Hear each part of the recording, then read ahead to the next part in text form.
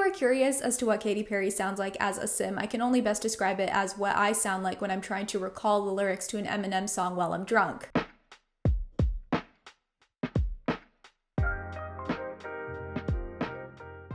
Hi, welcome back to my channel. By popular demand, I'm here with the second part to my ranking of unhinged celebrity side quests. If you haven't seen the first video I did, go check it out. It's a fun one, very informative, crucial to the culture. Basically, I rank things that celebrities have done that are considered side hustles or hobbies or endeavors, particularly ones that are, in my opinion, very random or very silly, goofy, ungodly even sometimes. And I made this disclaimer in my last video, so I'm gonna make it again. I am ranking these side quests that these celebrities have done. I'm not ranking the celebrities. So if your favorite's at the bottom, it's not because I hate them, and also they're fine.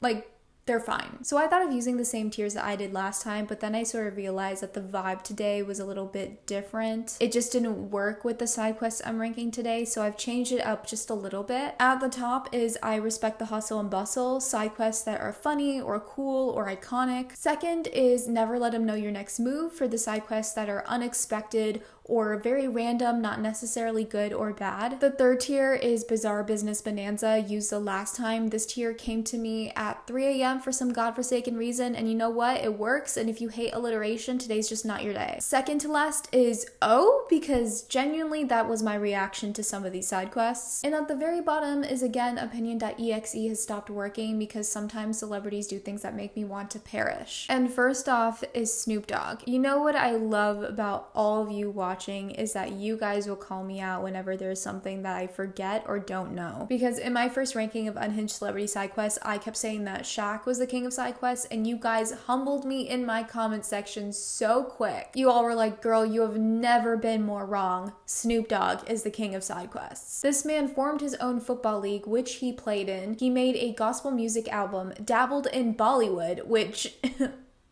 unlocked memories. Just please look up Sing is King, okay? He was in WWE, he had a cooking show with Martha Stewart, he narrates his own nature documentary, he has a cookbook titled The Crook to Cook, Platinum Recipes from the Boss Dog's Kitchen. He was featured in a video clip of the Egyptian singer Tamer Hosni. He has a YouTube channel for kids called Doggyland. He also made a reggae album under the moniker Snoop Lion. He has a wine brand, he was a game show host, he has a sketch comedy show, and there's so much more. I genuinely feel like you could get Snoop Dogg to do absolutely anything, and I absolutely love this for him, so I'm gonna put him at the top. Next is Mike Tyson's pigeon breeding. So Mike Tyson's love for pigeons goes back all the way to his childhood when he was growing up in Brooklyn. He said when he was a kid, he would care for pigeons as a way of finding inner peace, especially when he was being bullied. I don't know who the is bullying professional boxer Mike Tyson. That is absolutely insane lore to have about yourself. So after retiring in 2005, Tyson had a massive pigeon coop constructed in his backyard for 350 pigeons. He even appeared in a season of Animal Planet in 2011 where it documented him competing in the sport of pigeon racing. Also, in looking this up, I read articles about how Mike Tyson broke up with one of his ex-girlfriends because she cooked and ate one of his pet pigeons, which is diabolical. He said, I was dating this young lady and she said, I don't know why you're flying those damn birds. You should be eating them. She happened to grab one and she cooked one and proceeded to eat it. And I just couldn't do it. It wasn't the right thing to do, and that's why she's not my woman anymore. I really don't know what to make or feel of the pigeon breeding, the pigeon racing, having 350 pigeons. I'm just keeling over. Like, I'm gonna put it at the bottom because this is wild. This is absolutely wild lore. Next is something a bit more tame. I'm just ranking every celebrity that basically owns a restaurant or some sort of food related business. Paul Rudd, his wife Julie, Hillary Burton, and Jeffrey Dean Morgan, for example, all collectively own a sweet shop. Blake Shelton apparently owns a chain of restaurants in cities like Vegas and Nashville. The Jonas Brothers also own a restaurant, which I did not know. Eminem, and tell me why I didn't know this, but Eminem has a restaurant called Mom's Spaghetti. How is this not something that people bring up more? Hugh Jackman owns coffee shops and a vegan cafe, and Mark Wahlberg owns a burger restaurant called Wahlburger. I just literally did not realize that this many celebrities own restaurants, so I'm gonna put it in Bizarre Business Bonanza. Now we have Lorde's secret Instagram account, which you all ripped into me for forgetting this one, and that's honestly fair. You guys caught me slipping, and that is on me. I don't know what happened, I just literally forgot all about this. Basically what happened is back in 2017, there were rumors circulating around that Lorde had a secret Instagram account where she reviewed onion rings. This speculation gained traction when an account under the name Onion Rings Worldwide started popping up, dedicated to assessing onion rings from different establishments, which by the way was a huge missed opportunity to name the account Lord of the Rings, but whatever. Fans started to notice similarities between the account and also Lorde's style of writing and her tastes. Eventually, some FBI tier stands started to correlate the places where this account would go to assess onion rings and where Lorde was going on tour. So when Lorde later that year went on to the Jimmy Fallon show, she admitted to running this account and said that she probably wouldn't do it anymore since now everyone knows about it. Here's the thing. I sort of naively didn't realize it would be like a thing that I was going to different places and trying the onion rings at each of those places. I just like I It is really, you? Ah, God, it's me. It's me. It's oh my me. God, you are.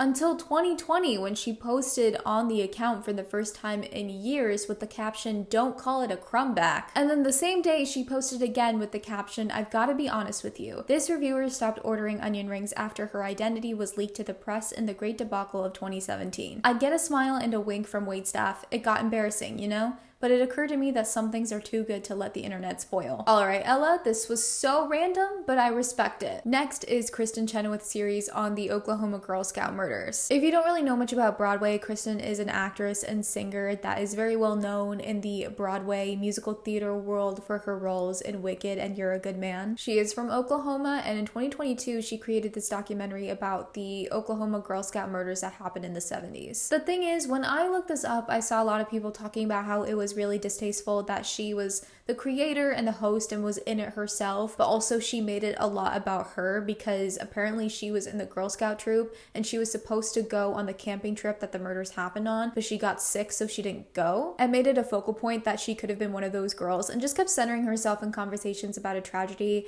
which, all things considered, didn't happen to her. Also, apparently she sang a song about friendship and memories at the end of it. I didn't watch it personally, but hearing about it, it just boggles my mind, so I'm gonna put that one at the bottom. Now we've got the Katy Perry Sims collaboration. So you all know the game Sims, right? The life simulation video game that's existed for decades. In 2012, I believe Katy Perry collaborated with the Sims 3 game where she had an expansion pack called Katy Perry's Sweet Treats. This collaboration allowed people to play the game with elements inspired by Katy Perry's style and her music. It's worth noting that this was the era of California Girls and TGIF Katy Perry. Players could dress their sim characters in costumes that are directly inspired by the costumes that Katy Perry has worn in her music videos and on stage. Players could also decorate their homes in the game with pieces that are inspired by the aesthetic of this Katy Perry era, and also players could apparently throw Katy Perry themed parties with this expansion pack. What I love in this particular collaboration is that Katy Perry sang for the game, but she sang her song TGIF in Simlish. If you are curious as to what Katy Perry sounds like as a sim, I can only best describe it as what I sound like when I'm trying to recall the lyrics to an Eminem song while I'm drunk. But it's a fruby nope. But it's a fruby nope. But it's a fruby nope. Rimpy fervor perbidex. Wara oofa moonarex. Rimpy fervor perbidex. Wara oofa moonarex. So I think I'm gonna put it in O, cause what was this? Now we have Seth Rogen's pottery. So Seth Rogen makes pottery? You know how every celebrity had some sort of endeavor during quarantine that ranged from absolutely harmless to off the rails? Like some celebrities discovered how to use their kitchen for the first time, and some celebrities decided to sing a migraine-inducing off-key cover to Imagine by John Lemon. No, because it's the way that I confidently said John Lemon instead of John Lennon.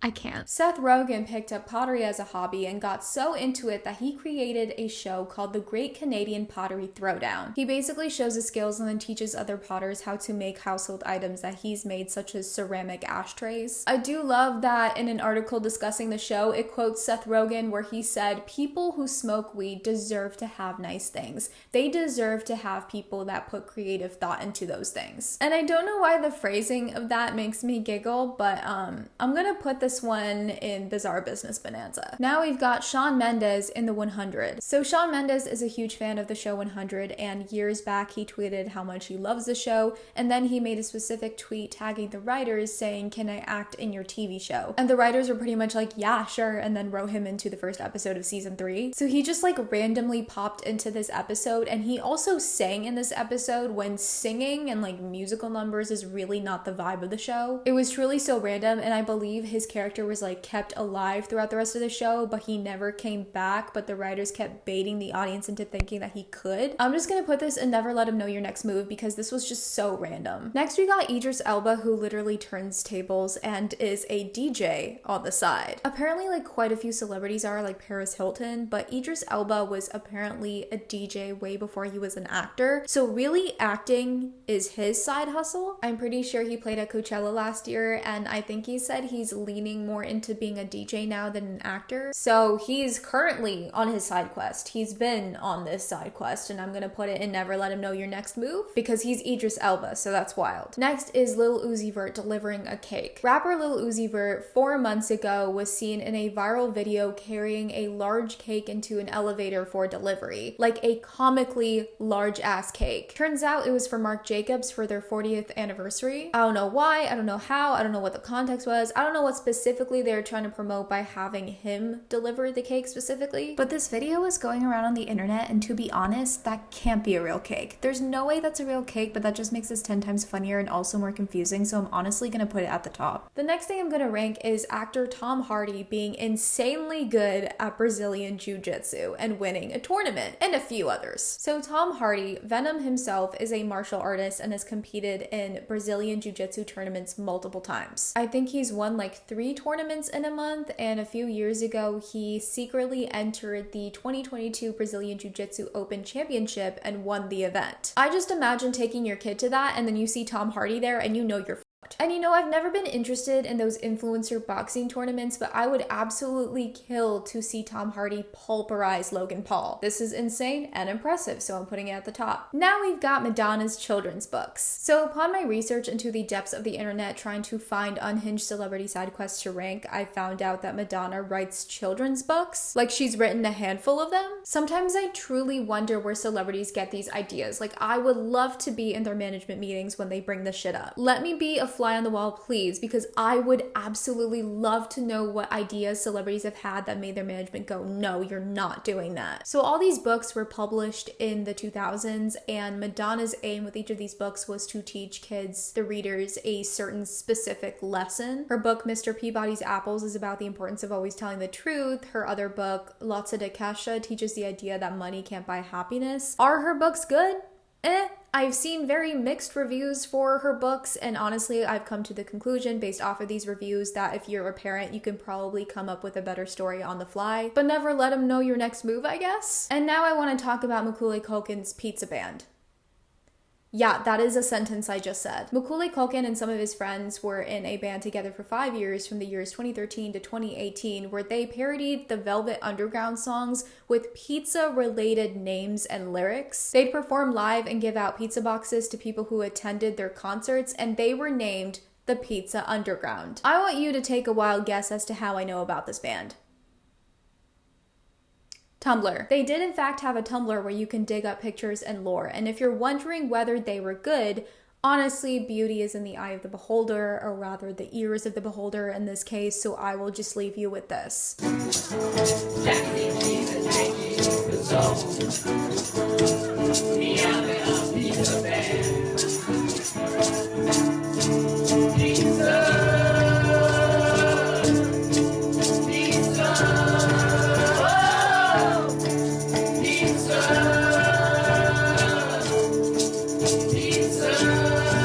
Yeah, so I can't help but put that in O and I feel like I don't need to explain why. Okay, this next one is actually crazy. I don't know how I didn't know this, although in my defense, I was not born and raised in California, but Arnold Schwarzenegger, like from the Terminator, was a governor of California from the years 2003 to 2011. Basically, he was the governor of California for the entire run of One Tree Hill. Girl, I don't know why I'm surprised. Nothing about US politics should surprise me at this point. I didn't know much about his stances on issues, so I read his whole Wikipedia page and the whole Wikipedia page on his governorship, as one does. And I read that he's a Republican, and specifically, he's fiscally conservative and socially liberal.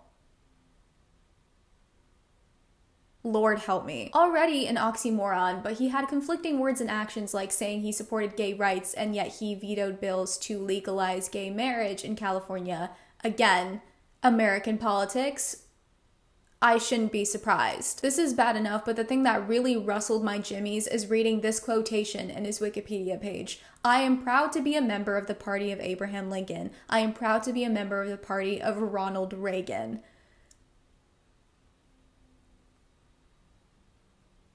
Girl, you have lost me at Ronald Reagan. So yep, that's going at the bottom. And lastly, we have Timothée Chalamet's old YouTube channel. About a decade ago, Timothée Chalamet had an active YouTube channel called Mod Controller 360 where he posted only 3 times, and each video was about a minute long. In these videos, he showed off different Xbox controllers and would either offer it up for sale to his viewers or he sold it to his specific viewer. And a few years ago, fans rediscovered this channel, which I think led to him taking it down, but he admitted that it was him and that he did all the mods on these controllers. And now he's not only known as Timothée Chalamet, Oscar-nominated actor, but he's also known as Mod Controller 360. You know, this side quest was really short-lived, but you know, I'm gonna put it in Bizarre Business Bonanza. And that is my second ranking of unhinged celebrity side quests. This last tier is absolutely crazy. I can't. Please let me know in the comments if there's anything I missed. Again, don't forget to like this video and subscribe to this channel if you haven't already.